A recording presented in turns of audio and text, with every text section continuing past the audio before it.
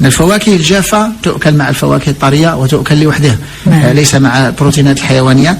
هنا الناس يعرفوا يطبخوا الرز، يعرفوا استخرج الإنسان زيت الزيتون من هذه الأشياء. فهذه فربما إن شاء الله اللون عنده أهمية قصوى، ربما نخصه لحلقة أكيد، لأن آيات كثيرة جاءت في القرآن في هذه القضية ديال اختلاف الألوان عليا. وهذا اختلاف اللون هو في عند البشر مثلا، حتى الدراسات بينت على أن الأشخاص اللي عندهم لون داكن عندهم مناعة مرتفعة، لا يتعرضون للسرطان بكثرة، وأن الأشخاص اللي عندهم لون أبيض يتعرضون بسرعة لسرطان. هذه عليهم تجارب هكذا. اللون الأصفر، هذا اللون الأصفر عنده خصوبة أكثر من اللون الأحمر.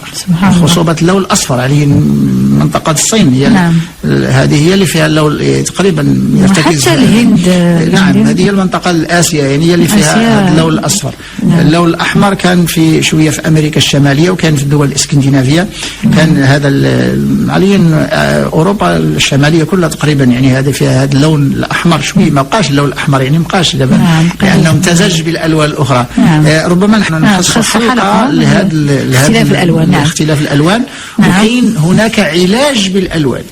سبحان الله. علاج بالألوان، أننا كاين زجاجات عندهم لون أخضر أحمر أزرق، وكان هذا الضوء كان يعني نمرر الضوء عبر هذه الزجاجة الملونة باللون اللي بغينا الذي نريد، ثم نسلطه على جهة المرض، إما ريماتيزم، إما تورم سرطاني، إما إما الكبد، إما الطحال. تكون نتائج جيدة في العلاج؟ نعم، ولكن يجب أن يكون أخصائيين، لا يمكن أن يقوم بأي شخص. يجب أن يكون في المستشفى وتحت المراقبة. لماذا؟ لأن الوقت الذي نسلط فيه الضوء مثل الأشعة تقريبا، يعني الوقت الذي نسلط فيه هذا الضوء، ثم يجب أن يكون هذه قوة هذا الضوء تكون محسوبة قبل وبعد. ثم يكون في واحد بيت تقريبا مخصص، غرفة معقمة ومخصصة لهذه الأشياء. فيجب أن يتم المراقبة. لأن الكروموثيرابي هذه معروفة الآن، بدأوا الأمريكيين يرجعوا لها. الكروموثيرابية أصلها عربي بعدا.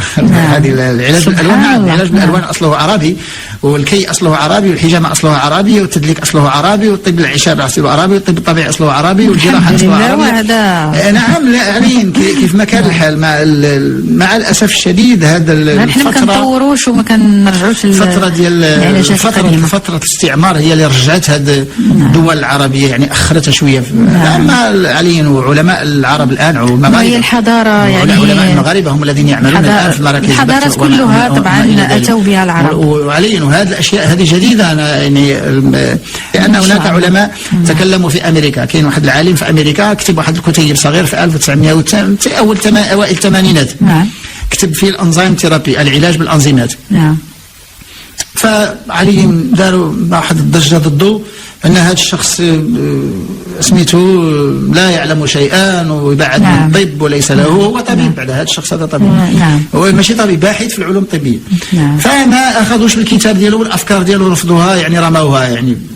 هذه مع الأسف بعد 2000، بعد سنة 2000 يعني حتى 2004 2006 عاد رجعوا الامريكيين لهذاك الكتيب، عاد لقاو لو كانوا اتبعوا هذاك الشخص اللي كتب هذاك الكتيب في 1980 لكانوا جنبوا امريكا جميع الامراض المناعيه. سبحان الله. يعني سكليروزيس الان، سكليروزيس دابا في امريكا، الامراض المناعيه الان في امريكا 1 على 2 كانوا كيقولوا 1 على 2 غادي يكون يعني تقريبا نصف السكان. علاش؟ لان الامراض المناعيه ترتبط بالحضاره، وترتبط بنمط العيش، وترتبط بالفاست فود، وترتبط بالموبدات، وترتبط بالتلوث، وترتبط بالحاله النفسيه. هذه هي الامراض المناعيه. نقص المضادات للاكسده ونقص وكبح الانزيمات داخل الجسم تساوي امراض مناعيه. اكيد. يعني ما فيش يعني اسباب اخرى. اذا دكتور نعود الى يونس فاطمي لانه طرح بزاف ديال الاسئله.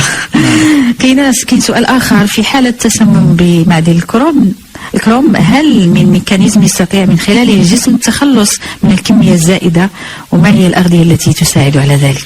نعم، ممكن ان يتخلص الجسم، عليه ان الجسم يتخلص من كل المعادن. اكيد. بكمية معينة، يعني لو وصلت 2 غرامات ولا 3 الجسم ربما يتخلص من قدر ضئيل، ولكن ستبقى الكمية المسممة، يعني الكمية القاتلة بعض المرات كنقول هنا ليطال. الكروميوم هو من الملوثات، يعني هو اللي كيدبغوا به الجلود، هو اللي كيتستعمل في كثير من يعني صناعات العين، صناعات الجلد، هذا الكروميوم. وإذا كان في المياه العادمة فهو ملوث خطير. وكنا علي مدينة فاس كنا بدينا كنجريو بعض الأبحاث في التسعينيات، ومع الأسف كان بحث راقي جدا ويعني بمستوى عالي جدا، بمستوى لا يوجد حتى في القارات الأخرى الأمريكية والأوروبية، وكان تعمل هنا وبدينا نخدمه، ولكن ما لقيناش كما نقولوا العوين الدغة الدارجة.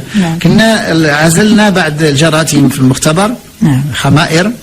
هذه الجراثيم تركز الكروميوم، كتجبدوا من المياه العادمة كتركزوا، ونحرق هذه الخمائر ثم نحصل على الكروم معدني هكذا. ويمكن أن هذا الأسلوب ممكن أن نصفي به أو نعالج به هذه المياه العادمة يعني بسهولة. ولكن عليين كما قلت إلى حد الآن ليس هناك أذان صاغية للباحثين في المغرب. كاين باحثين عندهم ما شاء الله يعني أبحاث جيدة وأبحاث كبيرة وجليلة. كيبقى دكتور يعني إذا نقص الكروم كيف نعرف أن نقص في الكروم؟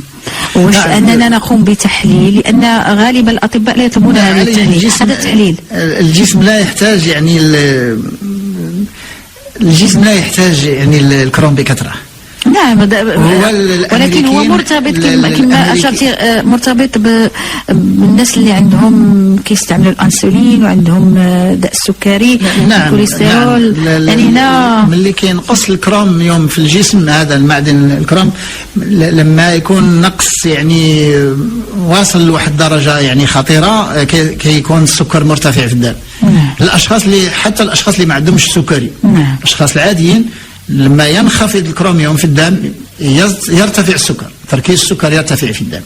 يعني كاين نعم، لأنه هو كيجي المنطقة اللي كتدخل منها الأنسولين، المنطقة على الخلية التي ترتبط فيها اللي كتعمل فيها الأنسولين، وهو كيرتبط بهذيك المنطقة اللي كنسموه ريسبتور.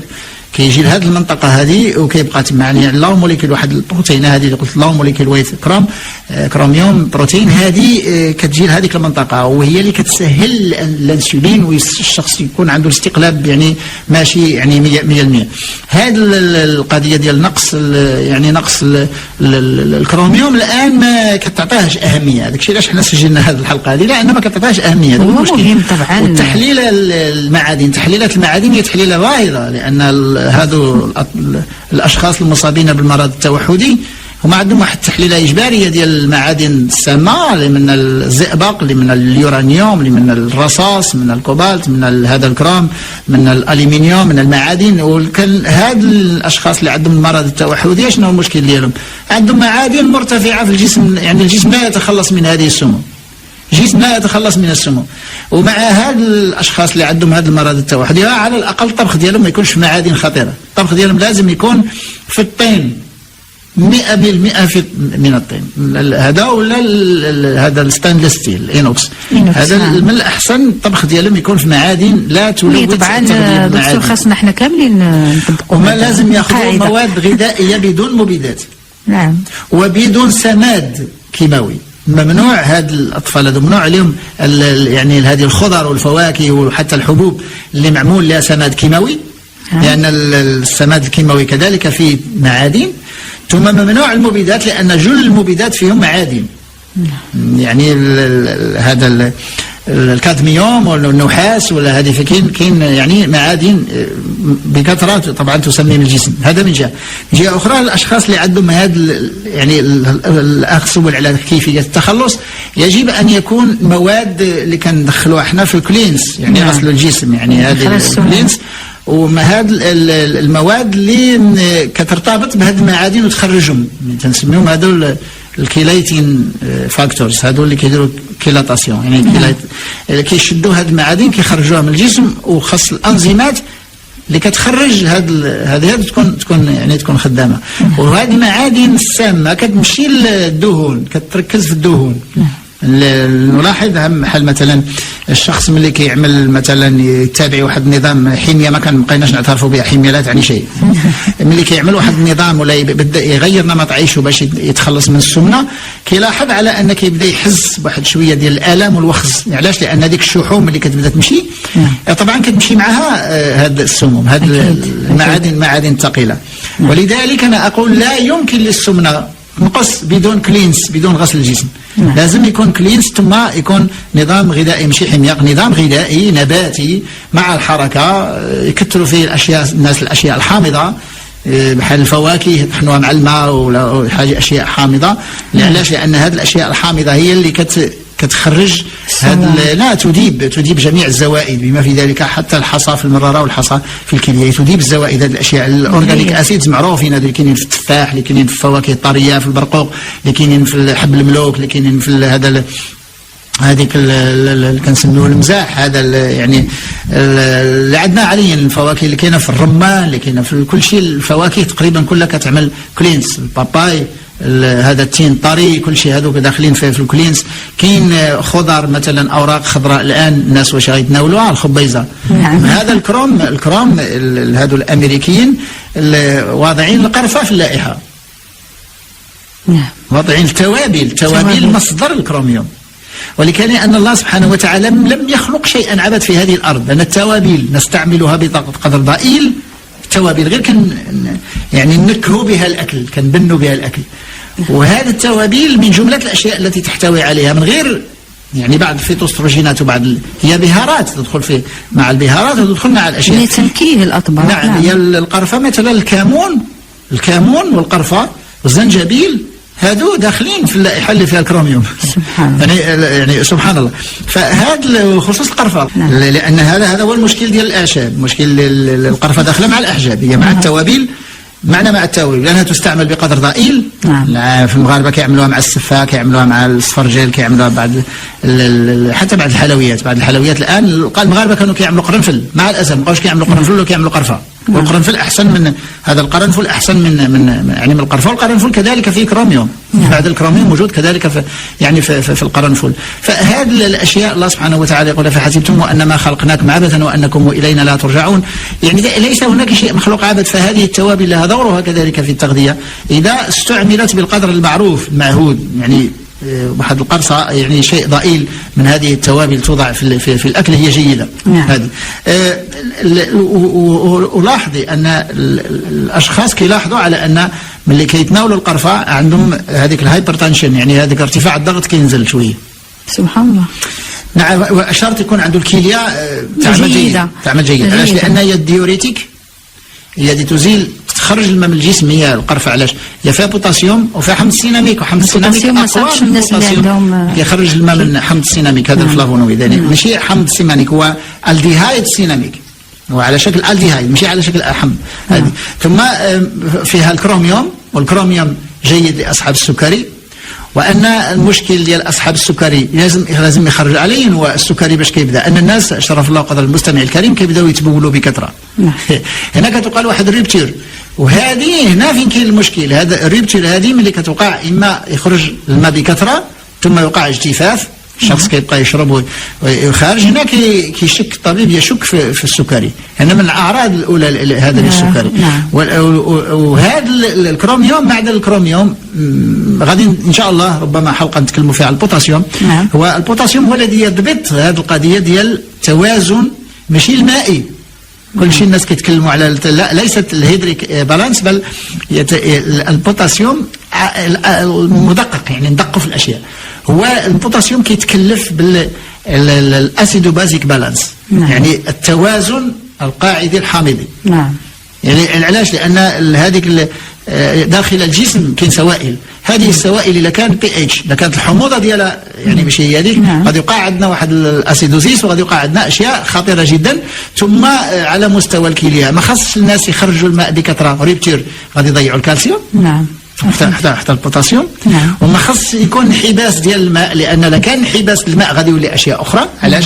لان الاعضاء غادا تتضرر. وعليا هو الطبيب مثلا بحال الاشخاص اللي كيعملوا دياليز، تصفيه الدم، كيقوم بواحد الوزن، كيوزن هاد الناس هادو، كيعبرهم عاد كيمشي وعنده هذيك مسجلين الداتا، كياخذ هذوك المعطيات ويشوف هذا الشخص هذا واش الوزن ديالو دائما يعني كميه الماء هي ولا واش يزيدوا حصه ولا ينقصوا ليه حصه. الى الطبيب شاف بان الوزن ديال الشخص بدا كيتحسن، وما يكونوا 3 الحصات ويولوا 2 او يكونوا 2 تبقى حصه يعني على حسب الحاله والمردوديه الكليه، لان كاين كليه تعمل ب 40%، كاين كليه تعمل 20، كاين كليه تعمل 10%، كاين كليه تعمل 0%. الاشخاص اللي مابقاوش نهائيا كيمشيو للمرحاض هادو كيعملوا تصفيه هادو صافي يعني الكليه 0% ما بقاتش خدام. اما الاشخاص اللي باقي عندهم 30 25 و20 و30 هاد الاشخاص ممكن تحسن الحاله ديالهم وممكن ينقصوا من الحصص ماشي ما يعملوش دياليز على حسب الطبيب المراقب لهذه الاشياء. ملي غادي يشوف الشخص بدا كيتحسن غادي ينقص ليه مثلا حصه الى رجع النظام جيد ورجع يعني هذا الاكل ديالو جيد. مع الاسف هنا يعني عملنا حلقه على الدياليز على التصفيه عملنا حلقه على التصفيه ومع ذلك الناس مازال كيتصلوا انا كنعمل تصفيه شنو ناكل ما يمكنش نعطيو الناس اللائحه. يعني الناس باغيين نعطيهم لائحه يعني تاكل خرشاف واللفت هذه وتحير انا ما نعطيوش لائحه. انا الله سبحانه وتعالى وسع علينا علاش غنضيقوا على الناس. اما اصحاب التصفيه غادي يحيدوا الاشياء اللي فيها بروتينات بالعكس هما اللحوم هي اللي لازم يزولوها. اللحوم الالبان هي اللي خطيره على اصحاب التصفيه. علاش؟ لان الدم تخين الدم تخين والكوليسترول كيكون دسم طبعا كيكون الدم تخين وفي نفس الوقت ما خصش يكون ارتفاع الضغط. لا كان ارتفاع الضغط والشخص يصفيه هنا كاين مشكل. نعم كاين مشكل لان غادي يبقى ياخذ الاقراص وفي نفس الوقت هذا المشكل. طبعا سؤال اخر يقول السائل والدته مصابه بداء السكري وارتفاع الضغط، هل طبعا يكون عندها الكروم ناقص لانها تحس دائما بالارهاق والاضطراب؟ نعم اكيد. إذا كيف تعوضه؟ لا شوف بعدا واش الانسولين تعمل جيد. هذا الانسولين اللي كتاخذها واش يعني ملي كتاخذ واش السكر مضبوط بالانسولين؟ اذا كان تاخذ انسولين والسكر مضبوط جيد ما عندهاش مشكل. اذا كان تاخذ انسولين والسكر غير مضبوط عندها نقص في الكروم، ماشي غير في الكروم عندها نقص في الكروم وعندها اشياء اخرى عندها كوليسترول زائد. فهذا علين هذه السيده غادي يكون العمر ديالها طبعا متقدم اكيد لان تيقول الوالده نعم غادي يكون العمر ديالها فوق ال 55 فوق 60 ربما. نعم. يعني ولكن عليا هذه هي الاعراض ديال الاشخاص المسنين اللي عندهم هذه. وهذا الكروم كيحفظ الناس من السكري النوع الثاني اللي كيجي للمسنين. نعم هذا معدن الكروميوم. كاين واحد نبال الاشخاص الناس غادي يسمعوا بحال المهاجرين ديالنا المغاربه. المهاجرين نقول عليهم كلهم في الدول لا المغاربه ولا والكل عليهم. هاد المهاجرين ديالنا في الدول الاوروبيه والدول الامريكيه نعم اذا كان العيش ديالهم لازال شويه يطبعه الطابع المغربي مازال الناس يطبخون في منازلهم اشياء هكذا جيده ما يعني ليس هناك اي مشكل. اذا كان هاد المغاربه يكونوا مثلا طلبه ولا عمال ممزوزين ولا الظروف ديالهم قاهره وما يقدروش يطبخوا وياكلوا برا وكذا الى اخره، هاد الاشخاص هذو يردوا البال لهذا المعدن الكروميوم الى حصل لهم نقص وقدروا يشريوه على شكل اقراص يعني ممكن. اما عندنا في المغرب الاشخاص كاين هذا يعني كيتباع وكاين في الصيدليه الكروميوم كيتباع على شكل اقراص ولكن ما غاديش يحتاجوه الناس الا الناس هذو اللي كيعانيوا من داء السكري كيلاحظوا ان عندهم شي نقص يبغاو ياخذوه. اما هو النظام الغذائي كافي جدا كافي جدا. كانوا الناس ياكلوا الشعير والذره البلديه الذره البلديه والشعير والقمح بالنخاله لان الاملاح المعدنيه توجد في النخاله. نعم القمح ملي كنغربلوه ما فيش املاح معدنيه.